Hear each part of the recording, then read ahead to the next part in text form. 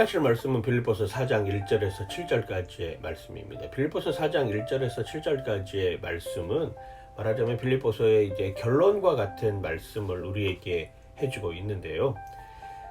특별히 네 가지를 빌립보서 4장 1절에서 7절의 말씀을 통해서 우리가 알 수 있습니다. 첫 번째가 같은 마음을 품으라. 그리고 두 번째가 주 안에서 기뻐하라. 그리고 세 번째가 하나님께 기도해라. 그리고 네 번째가 마음과 생각을 지켜주실 것이다 라고 하는 것입니다. 빌립보서 4장 1절에서 7절 사이에 보면 유오디아와 순두계에 관한 이야기를 하고 있습니다. 유오디아와 순두계는 빌립보 교회에 있어서의 중요한 역할을 담당했던 여인들입니다.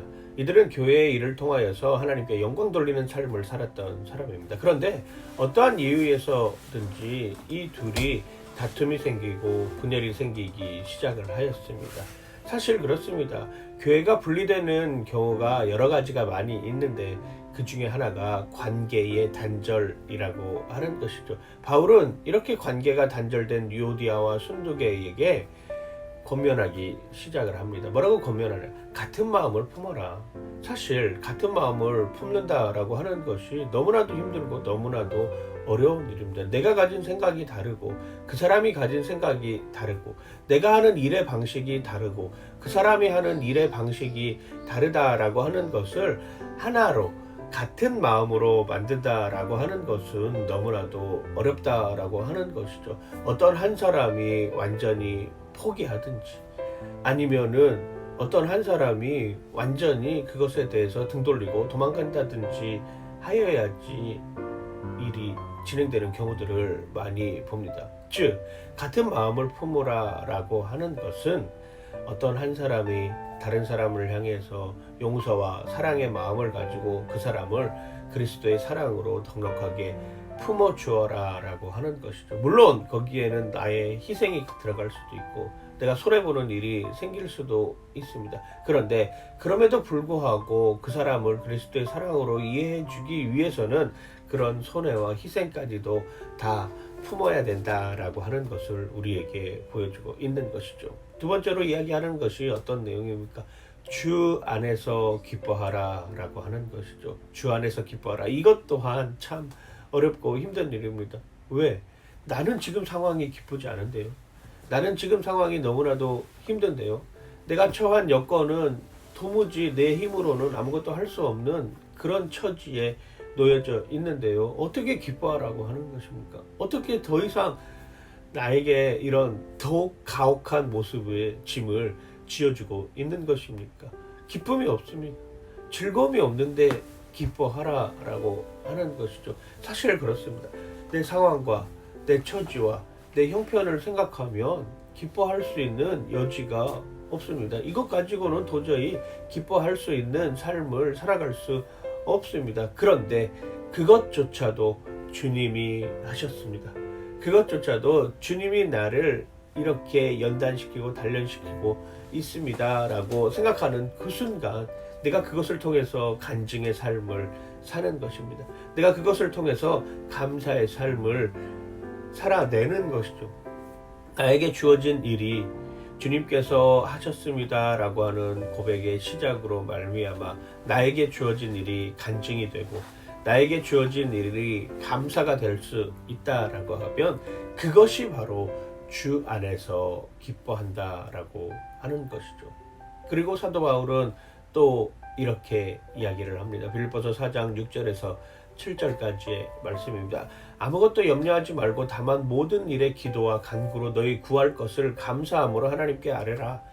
그리하면 모든 지각이 뛰어난 하나님의 평강이 그리스도 예수 안에서 너희를 생각과 너희의 마음과 생각을 지키시리라 라고 이렇게 표현을 하고 있는 것이죠. 염려하지 말아라. 염려가 되는데 어떻게 염려가 안 되겠습니까? 염려가 되잖아요. 염려가 됩니다. 염려한다. 걱정도 한다. 염려하지 말아라 그런데 왜? 그리고 그 모든 일을 가지고 기도해라 라고 하는 것입니다. 하나님 앞에 구할 것을 감사함으로 아뢰면 하나님께서 모든 지각에 뛰어난 하나님의 평강이 너희의 마음과 생각을 지켜줄 것이다 라고 분명하게 이야기를 하고 있습니다. 우리는 염려가 됩니다. 걱정이 됩니다. 불안합니다. 이렇게 하는 것이 맞는 것인가? 저렇게 하는 것이 맞는 것인가?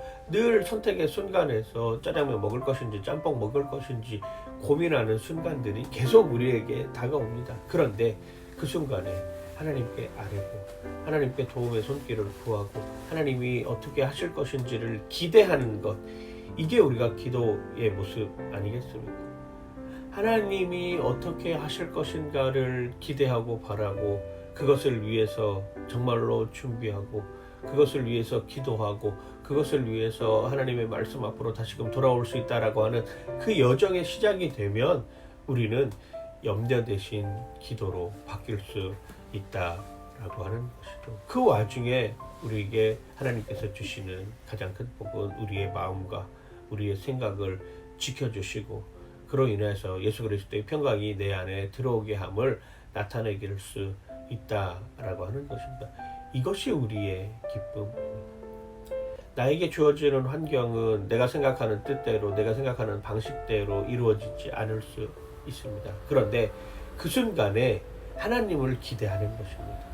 그 순간에 이것을 통하여서 이 사건을 통하여서 이 일을 통하여서 하나님이 앞길을 계획해 놓으시고 그 앞길에 정말로 예수 그리스도의 평강을 함께 하신다라고 하는 그 기대를 우리가 가지고 있으면 그것이 간증이 되고 그것이 감사가 되고 그것이 같은 마음을 품을 수 있는 여건이 되고 그것이 주 안에서 기뻐할 수 있는 모습이 되고 그리고 하나님께 그 기대함을 가지고 기도할 수 있는 모습이 우리 안에서 나타난다라고 하는 것이죠. 이 말씀으로 오늘 하루 살아가시길 정말로 주님의 이름으로 간절히 축원하고 축복합니다. 오늘의 한 줄, 하나님을 기대하라. 그렇습니다. 출발은 하나님을 기대하는 것에서부터 시작을 합니다. 그러면 내가 처한 모든 상황들이 반전이 된다라고 하는 것이죠. 오늘 이 말씀을 통하여서 하나님께 영광 돌리는 삶을 사시길 그리고 하나님을 기대하는 여러분들 되시길 주님의 이름으로 간절히 축원하고 축복합니다. 파이팅! 하나님 아버지 감사합니다. 오늘 우리의 삶 속에서 하나님을 기대하게 하여 주시고 그 기대로 말미암아 우리가 같은 마음을 품고 주 안에서 기뻐하며 우리의 관용을 베풀어서 하나님을 찬양하고 모든 일에 기도와 간구로 하나님께 아뢰 수 있도록 우리의 마음을 넉넉하게 열어주시옵소서.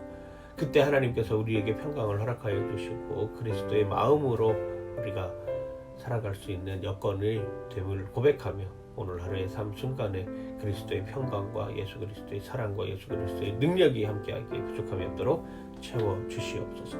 감사드리며 예수님 이름으로 기도드립니다. 아멘.